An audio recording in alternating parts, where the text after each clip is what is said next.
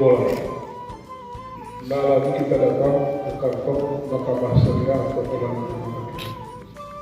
Tapi hakimnya sendiri untuk melaksanakan isbat nikah. Nah ini sidang pertama mungkin yang terakhir ini adalah di kecamatan ini. Mungkin lagi kami di kecamatan dan seterusnya ini. Jadi ini awal, ibu menghormati awal, arti bapak-bapak dan ibu bisa menyampaikan kepada keluarga yang lain. Pelaksanaan acara nikah isbat di Kecamatan Rigo dilakukan di depan.